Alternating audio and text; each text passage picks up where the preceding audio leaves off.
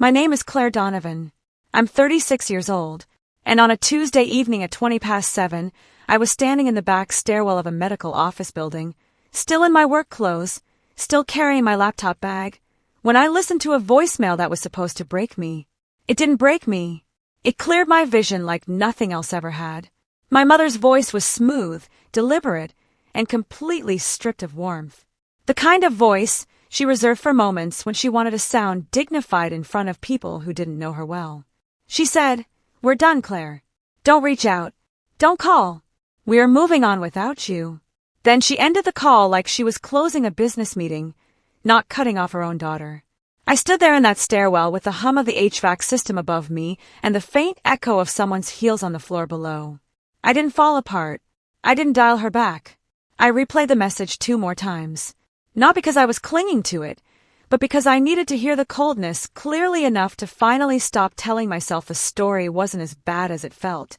They hadn't just pushed me away this time. They had finally said out loud what had been the unspoken truth for years. I was valuable as long as I was useful. The moment I stopped solving their problems, I became a liability. So I sent back a single word. Fine. By the following morning, a property deal was frozen. A financial chain was broken. And the carefully constructed future they had been bragging about to everyone they knew had already started coming apart at the seams. But before I tell you what happened next, and why their attorney ended up practically begging me to answer a phone call, I want to ask you something. Where are you watching this from right now? What time is it where you are?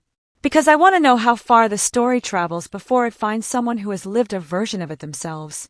Here is what my mother did not understand when she sent that voicemail.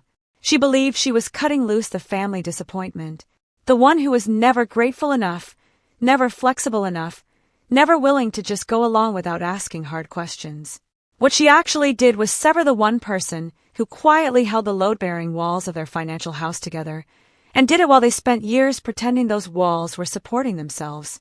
I was not their personal bank.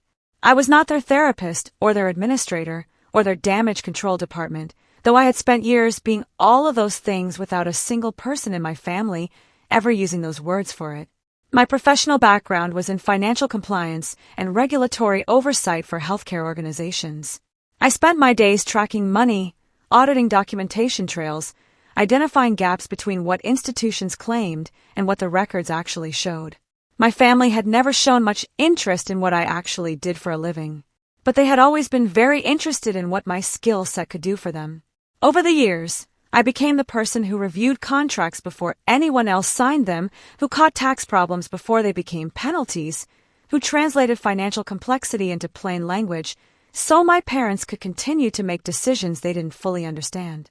I structured payment arrangements they couldn't maintain, warned against leverages they took anyway, and quietly cleaned up the mess afterward every single time. The situation that brought everything to a head involved a real estate transition my parents had been talking about for most of the year. They were selling the family home, using bridge funds routed through an escrow arrangement, and closing on a newer upscale property closer to the water. To hear them tell it at dinner parties and on social media, it was an exciting new chapter. A deliberate choice. A lifestyle upgrade. What they weren't advertising was that the entire transaction only worked because I had agreed, against my own better instincts, to serve as the verification contact for the source of funds documentation, maintain shared authorization over 2 connected accounts through closing, and manage the approval chain that kept the deal moving. This was not a dramatic or illegal arrangement. It was the quiet, ordinary kind of thing families do when they trust one person to be responsible and then exploit that trust because they assume she'll never stop showing up. The morning after the voicemail, I sat at my kitchen table with my coffee going cold beside me and my laptop open in front of me. My mother's words were still cycling through my head, and then I did exactly what any competent professional does when a party who is depending on their cooperation formally and explicitly severs the relationship. I stepped back. I notified the title coordinator that I was withdrawing as the verification contact for the transactions documentation package. I sent written notice to the listing broker that my authorization to communicate on any aspect of the deal was revoked effective immediately. I flagged the shared account credentials for suspension pending identity revalidation with the appropriate institution. I also sent a brief and entirely professional note to the family's accountant explaining that any documentation previously issued under my review or attached to my credentials would need to be reissued without my involvement, my review chain, or the liability language I had provided. No drama, no threats, no emotional speeches, just a series of clean, lawful withdrawals from systems that only functioned because I was participating in them. And then the consequences began arriving faster than even I had anticipated. The closing on the new property was put on hold within the hour because the seller's representatives declined to proceed without complete verification on a time-sensitive wire transfer. The contractor my father had already hired to do work on the old property suspended their scheduling because the deposit confirmation hadn't processed in the form they required. A private senior care community that my mother had been negotiating with for my grandmother's transition requested updated payment assurance before holding the reservation she had already been mentioning to friends. That last piece stopped me cold, because it was the first indication that this wasn't just a real estate deal. They were also moving my grandmother, and they had done it with a level of financial confidence that only made sense if they had assumed I would be available to catch them if anything slipped. By midday, the call started. I let the first one go, then the next 3, then 6 more after that. It's remarkable how quickly "don't contact us again" transforms into "why aren't you picking up" once the documents stop moving. The first voice I heard wasn't my mother's. It was my father's, trying to hold himself together and failing in both voicemails he left before noon. The first one said there had been a misunderstanding. The second one, 20 minutes later, said I needed to call before the end of the business day. By 3 in the afternoon, the tone had gone from strained to panicked. He said the title company had a hold. He said Patricia, who was my mother, had confirmed I pulled the authorizations. He said he didn't know what I was trying to prove, but that it needed to be resolved immediately. I saved the messages and went back to work. I was auditing a documentation trail for a non-profit health system when my phone started lighting up again on the corner of my desk, each vibration coming a little faster than the one before it. I remember looking down at the screen and seeing the family group chat suddenly active after weeks of nothing, as if I had only ever existed to them in the moments when my absence caused problems. That evening I finally went through the messages. My sister didn't try to understand what happened. She accused. She wanted to know how I could do this right before something this important. She said our mother was humiliated. She asked if I had any idea what kind of damage I was causing. And there it was, exactly as predictable as it had always been. Their choices became my fault. Their lies became my burden. Their embarrassment became my emergency. I almost responded. Then a transcription came through of a voicemail from my mother, and I read it twice, because the sheer audacity of it was almost impressive. She called me vindictive. She called me unstable. She called me ungrateful. And in the very same message, she demanded that I fix the paperwork situation immediately. No apology for telling me not to contact them. No acknowledgement that she had been the one to end things. Just outrage that I had believed her when she said it. What changed everything came later that night when I finally opened an email I had almost skimmed past. It was from the care coordinator at the senior residence my mother had been using to plan my grandmother's placement. They were not asking me for money. They were asking me to confirm whether the financial structure the family had described was still valid, because the deposit had been represented as tied to proceeds from the new property purchase, which depended on the old property sale, which now appeared to be stalled. The coordinator was professional and careful in her language, but the implication was devastating. My mother had been shopping for a prestigious senior care placement she had no stable way to fund, stacking one unverified promise on top of another, and the entire structure rested on my participation in a process she had already decided I was not welcome to be part of. 2 days after that voicemail, I had 58 missed calls. Not some inflated number for storytelling effect. 58. And every single one of them mattered because each call represented the speed at which things unravel for people who treat reliable people like background infrastructure they can switch off and back on without consequence. The calls came from my parents, my sister, 2 numbers I didn't recognize, the listing broker and the contractor. And then at just after 8 in the evening, I received a message from a law office. It said they were representing my parents in a matter that had become urgent and that someone needed to speak with me that night. I looked at the message. I looked at my mother's old voicemail. I looked at the message again. Urgent. That word carries different weight when it comes from someone billing by the hour. I typed back 6 words. You said move forward. So move. Then I put my phone face down and let them sit in exactly the silence they had tried to hand to me. The next morning I found out what the urgent matter actually was. And it was not just about a property deal. It was about reputation, about leverage, and about a paper trail that people inside a family usually never bring into the light.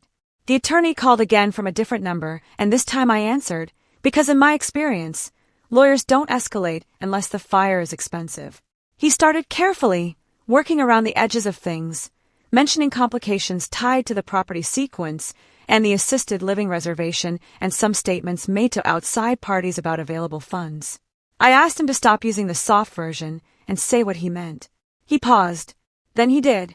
My parents had already presented themselves to the property seller, the care facility, and at least one board affiliated with a charity my mother was involved with as being fully funded for a significant lifestyle transition. My mother had leveraged the image of a financially settled, generous family everywhere she went. She had promised a sponsorship, suggested a future fundraising event at the new property, and told people the family was consolidating assets in a smooth and deliberate way. The actual picture was nothing like that. My father had been carrying business debt I had not known existed. My sister had quietly drained a joint emergency line that was supposed to stay untouched. The old property needed repairs significant enough to spook a buyer if they were disclosed too late in the process. They weren't stepping into a new chapter from a position of strength. They were running ahead of a collapse and hoping the scenery would change before anyone looked closely. I asked the attorney one question that I needed answered. Had anyone represented me as still being involved in the transaction after I had formally withdrawn? The silence before his answer told me more than the answer itself. He said some parties may have continued to rely on prior understandings regarding my role. That is lawyer language for someone used my credibility after they no longer had my consent to do so. Something in my chest went very cold right then. Not rage, certainty. I told him all future communication would be in writing only. He began mentioning family stress, my grandmother's well-being, my mother's health, the sensitive nature of everything involved. I stopped him. A serious problem on their end does not create an obligation on mine. Then I ended the call. The rest of it unraveled piece by piece. A member of the charity board forwarded me, whether by accident or intention I still don't know, a draft invitation for a donor reception hosted by my mother at the property she had not yet purchased and might not ever own. The event copy described my family's commitment to dignified elder care in warm, impressive language. Knowing that my grandmother was being used as a talking point in a fundraising narrative built on unstable money made me feel sick in a way I hadn't expected. I also found out that my sister had been telling people in those circles that I was handling the compliance side of the transition. Vague enough to sound credible. False enough to expose me if anything fell apart. That was the moment the situation stopped being about family wounds and became about protecting myself professionally. If their arrangement collapsed publicly, while my name was still floating around in the narrative they had constructed, I would not just be the daughter they took advantage of. I would be the professional whose credibility got pulled down alongside their vanity project. So I did what I would do with any case. I gathered everything. The voicemail where my mother told me not to contact them. The timestamps of every revocation notice I had sent. The written confirmation of my withdrawal from all authorizations. The care facility's email asking for updated assurances. The event draft. My sister's messages. I organized it the way I would build a documentation file at work. Not to do damage recklessly. To make sure the truth had structure if I ever needed it to stand up. That afternoon, my mother stopped performing wounded dignity and showed me something much more honest. She called from a blocked number. When I answered, she didn't start with hello. She said, "How dare you embarrass us like this? Not how dare you walk away from family. Not why are you doing this to us? Embarrass." That was the center of her concern. The image. The appearance. What people would think. I told her the embarrassment came from publicly promising things she did not have the resources to deliver. She told me everything they had done was for the good of his family, that I was selfish and cold and impossible to love lately. Then she said the thing that removed every last shred of hesitation I had. She said, "After everything we sacrificed, you owed us your cooperation." Owed. Not love. Not loyalty. Debt. The same debt they had been quietly running up since I was 21 and first developed skills they found useful. Because the truth is, the cruelty did not begin with one voicemail. It began much earlier. It began when my father quietly pulled from my graduate school savings account to cover a bad investment, and when I found out I was told not to make a bigger deal of it than it was. It deepened when my mother asked me to skip a professional opportunity one had been working toward for months because she needed help organizing a charity luncheon she wanted photographed for the local paper. It calcified when my sister cried on my couch about bills she couldn't pay, accepted the money I transferred her, and then posted vacation pictures online 3 weeks later without a word. Every time I said something, they called me difficult. Every time I fixed something, they called me family. Some of you listening to this know exactly what kind of pattern that is. 3 nights later, the entire thing broke open in public. Not the way my mother had planned anything. The way things fall apart when the foundation was never real. That donor reception, my mother had been circulating invitations for, the one tied to the property she didn't own yet. She hadn't canceled it. She had just shifted the venue back to the charity's event space and told people the change was due to logistical adjustments. A mutual acquaintance sent me the updated invitation with one line added at the bottom. It simply said, "You may want to know what is being said about you." I read the attachment. My mother had been introducing herself to donors as a caregiver under enormous personal strain. A woman navigating the needs of an aging parent while also managing the heartbreak of an estranged daughter who had chosen bitterness over responsibility. She was not just privately cutting me out. She was rewriting the public version of events before the collapse could reach her. So I went. I did not go in anything dramatic. I did not arrive looking for a confrontation or carrying anything visible. I went the way trouble is least expected to arrive, calm, on time, dressed like someone who belongs in that kind of room, which is exactly the kind of room where dishonesty is expected to hold itself upright indefinitely. The venue was full of the kind of people who donate in amounts that require tax documentation. My mother was across the room when I walked in, wearing her charitable smile, the one she kept polished specifically for evenings like this. My father was standing near the back, looking years older than he had the week before. My sister was laughing too loudly near a trustee I recognized. Then my mother saw me. For one moment, maybe 2 seconds, her face completely forgot what it was supposed to be doing. She came across the room quickly, jaw tight, smile holding just barely. She asked me why I was there through nearly closed lips. I told her I had been invited into the story she was telling. She tried to steer me toward a side hallway, but 2 women nearby had already caught the tension in her posture, so she kept the smile fixed and her voice low. She said this was not the time or place. I told her she had made it the time and place when she used my name to hold her version of events together. That rattled her in a way I hadn't anticipated. She hissed that everyone already knew what kind of person I had been lately. Unstable. Vindictive. Difficult. I asked her whether by support she meant my professional credibility, my unpaid labor, or the authorization she had continued relying on after formally cutting me off. My father, standing only a few feet away, looked directly at the floor. My sister appeared next, all barely contained panic and practiced concern. She asked me in a tight whisper if I could possibly not do this here, that our mother was barely managing. I looked at her and thought about every time she had used someone else's distress to redirect consequences away from herself. I said it was interesting because I distinctly remembered all of them being very committed to moving forward without me. She reached out and grabbed my arm. That was the mistake. Not because it hurt, because people noticed. A trustee turned. A donor couple turned. One of the event coordinators who already looked uneasy shifted attention in our direction. My mother immediately recalibrated, raising her voice just slightly, just enough to sound like someone wronged, not someone cornered. She said my name and told me this was about my grandmother. That line was designed to make me look like a monster if I didn't immediately soften. Instead, I said the quietest sentence in the room. Then let's talk about her. Silence in wealthy spaces doesn't crash. It settles. I asked my mother whether the care facility had been informed that the deposit was contingent on a closing that hadn't happened. I asked my father whether the seller had been given full information about the scope of repairs the old property required. I asked my sister whether she had or had not told people I was still managing the compliance piece after I had revoked that role in writing. No raised voice. No theatrics.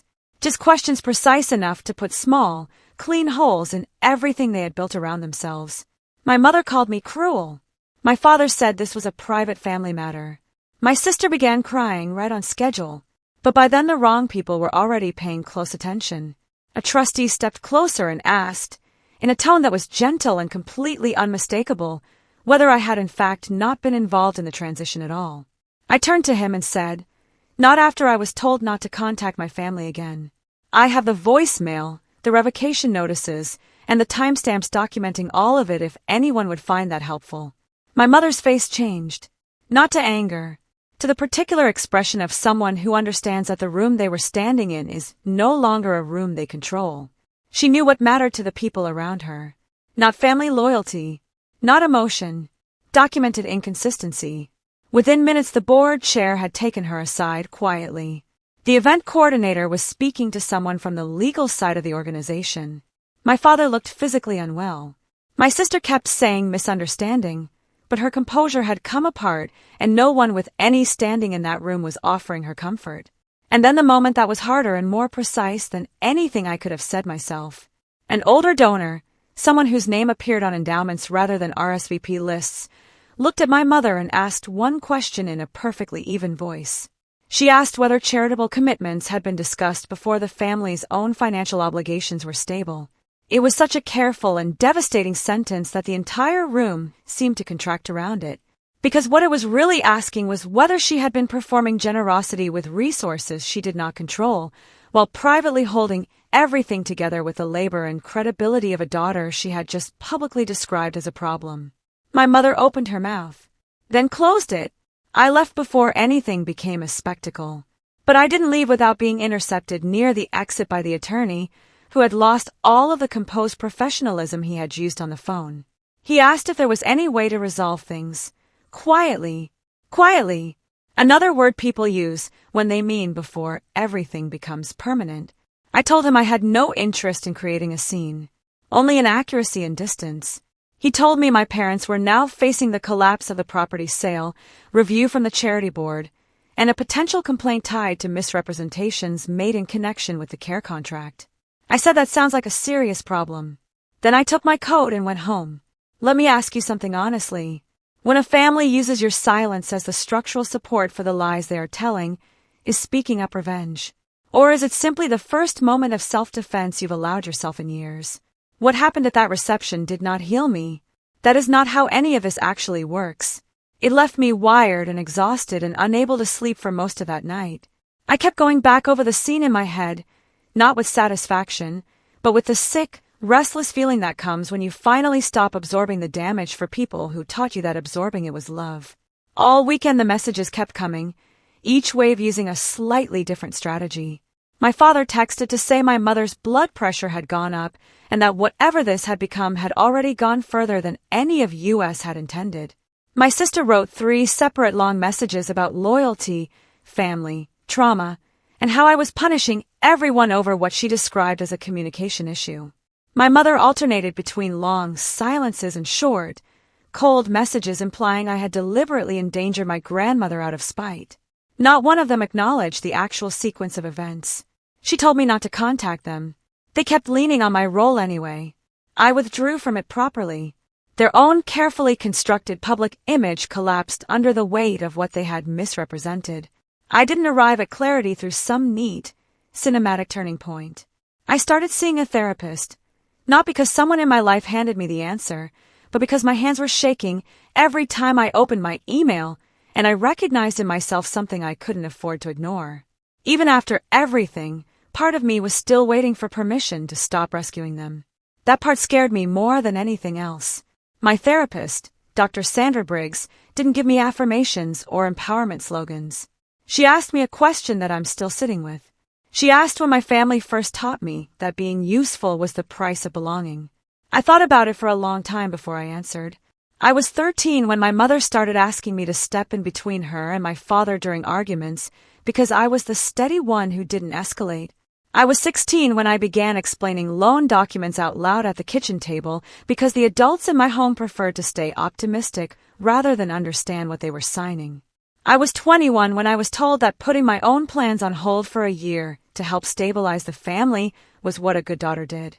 I was 28 when I finally understood that there would never be a final emergency.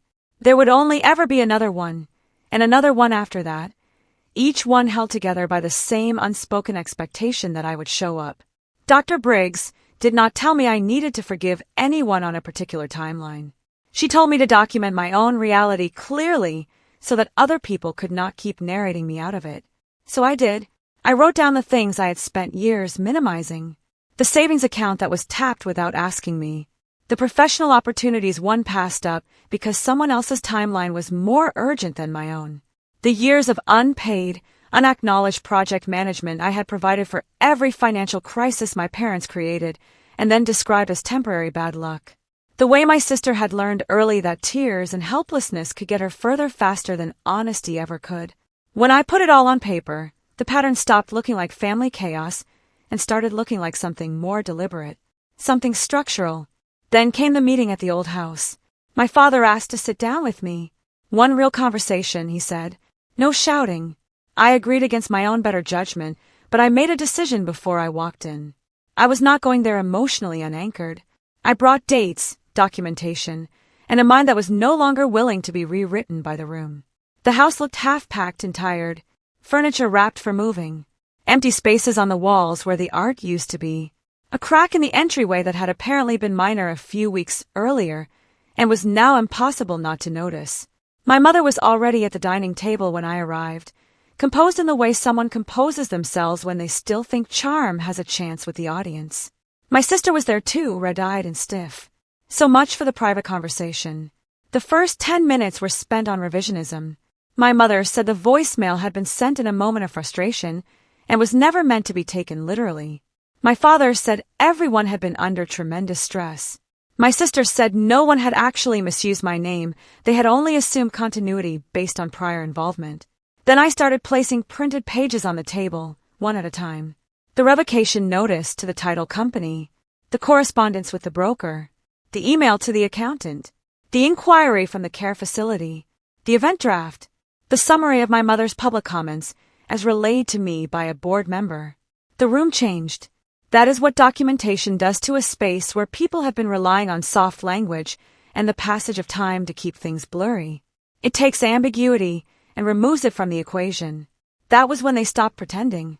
My mother said I had always taken some kind of satisfaction in making them feel inferior because I was the only one in the family who understood how financial systems actually worked.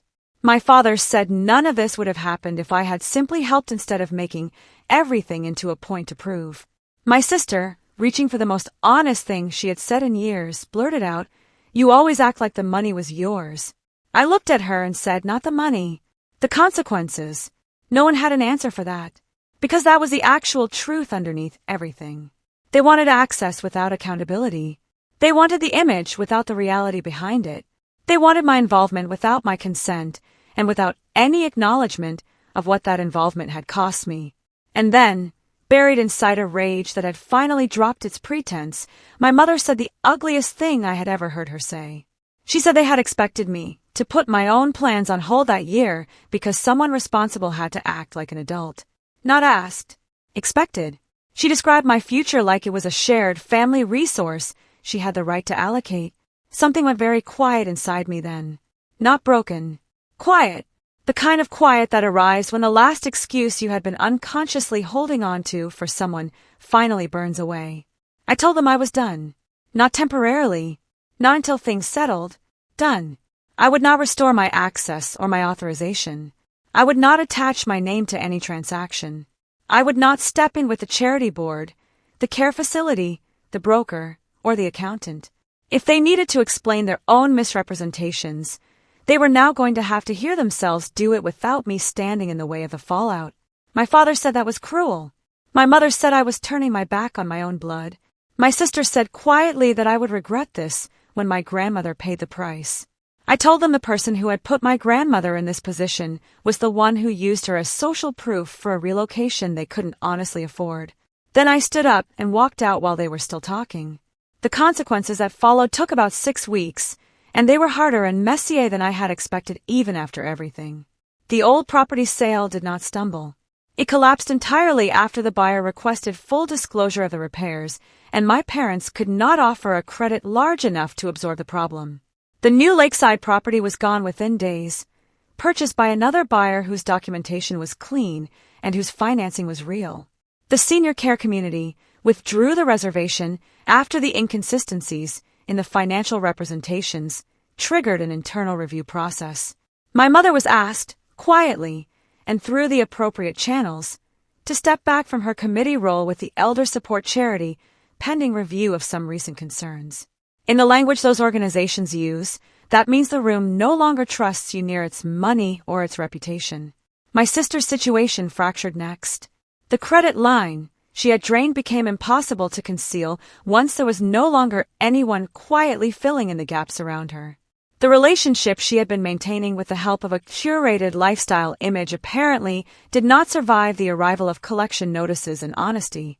My father, who had spent years positioned above the kind of work he considered beneath him, ended up taking on consulting he used to dismiss as small time because the alternative was debt that kept compounding.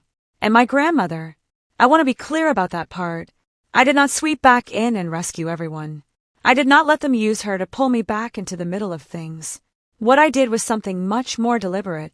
Through a social worker I knew independently from my professional network, completely disconnected from my parents and their plans, I helped secure a placement for her that was honest, stable, well-reviewed, and nothing like the prestige-driven arrangements my mother had been pursuing for the optics. No luxury branding. No donor dinner angle. Just real care, real numbers, and people whose job was to look after her rather than to photograph the lobby. When my mother found out, she called me furious, saying I had humiliated the family by placing her mother somewhere modest. That word, humiliated, told me everything I still needed to know about where her priorities had always lived. Care was never about my grandmother's comfort. It was about the story my mother could tell at events with champagne and good lighting.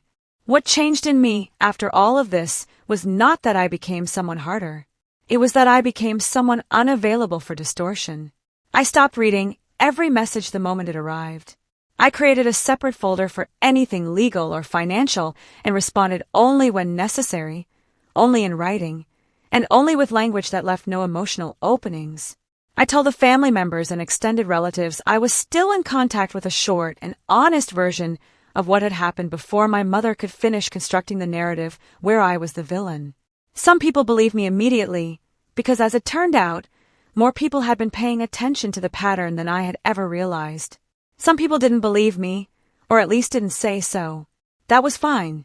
One of the unexpected liberations of stepping out of a long-held family role is discovering that you don't have to win every audience. You only have to stop standing on the stage. A month or so later, the attorney reached out again. Not to pressure me, not to negotiate my return. He asked whether I would be willing to sign a statement documenting the timeline of my withdrawal from all family-related transactions. Not for my parents' benefit, for the various parties who needed the record clear. The board, the care facility, and a lender all wanted the sequence in writing. I signed a precise, factual statement that did exactly one thing. It separated my name from their conduct. No additional commentary. No score-settling language. Just a clean and accurate record. That document, it turned out, was more consequential than any public confrontation could have been. Because once the facts were fixed on paper, they lost the ability to keep floating the story that I had caused the damage they had engineered themselves. The final meeting came about 2 months after all of it started. My mother asked to see me, not at a coffee shop, at her attorney's office, because by then, even she understood that everything important between us required witnesses. I almost didn't go. But I had one remaining question, and it was this. Was she capable of saying something true without immediately wrapping it in self-pity? She looked smaller when I walked in. Not in the way people look when genuine reflection has changed them. In the way people look when they can no longer outrun the weight of what they chose. She didn't start with an apology. She started with everything that had been lost. How hard the past few months had been. How much had changed. How embarrassed they were by all of it. I let her talk until she had rearranged the same sentences as many times as she could manage and had nothing left but the actual situation in front of her. Then I said the plainest thing I had to say. You told me not to contact you. I respected that. You kept relying on what I had built after telling me I was out. That is why everything fell apart the way it did. She tried tears at that point. Maybe they were real. But tears are not the same thing as truth. They are only weather. My father stared at the table. My sister hadn't come, which told its own story. Finally, after a long silence, my mother asked me what it would take to fix things. And there it was. The door that abusive family systems always try to leave open. The magic question designed to pull the useful person back in by giving them the appearance of agency. I looked at her and I felt, for the first time in a long time, completely still inside. I told her she couldn't fix it with me. She could only live with what they had done without expecting me to become the repair crew once again. She pulled back like the words had physically touched her. My father finally spoke. He asked if this meant I was walking away from the family forever. I told him no. He had done that first. I was simply declining to crawl back through the door they had left open for their own convenience. I stood up, put on my coat, and walked out while my mother called my name in the voice she had always used when she expected the story to bend back toward her. It didn't. The final accounting, for anyone wondering whether the consequences were real, looks something like this. My mother lost her committee position and most of a social standing she had constructed over years around a public image of generosity. My father sold the old house months later for significantly less than he had told people it would bring. After disclosures he could no longer delay. My sister quietly stepped back from the circles she had been performing for and rebuilt something smaller, though whether that has made her more honest I genuinely don't know. The narrative that I was unstable and vindictive never recovered once people began comparing it to the documented reality of what had actually happened. It turns out the invisible work people do inside families becomes very visible the moment they stop doing it. As for me, I closed on my own place that fall. The condo I had been planning to buy for 2 years, the one they had once expected me to delay because some other emergency in their life was a higher priority than my own future. I signed for it alone. No family group chat. No blessing from anyone. No one watching over my shoulder. Just a clean title, a pen in my hand, and the kind of quiet that comes when you have finally stopped carrying weight that was never yours to begin with. Some people think that when you tell stories like this one, the revenge has to arrive in a single dramatic moment. A confrontation. A sentence delivered perfectly under bright lights. Sometimes it does look like that. But sometimes the realist version of it looks like paperwork, like boundaries that hold, like a door you simply stop opening for people who only ever knocked when they needed something. Sometimes the most profound form of accountability you can deliver to people who built their stability on your unpaid loyalty is just letting them feel the full weight of a life without you in it.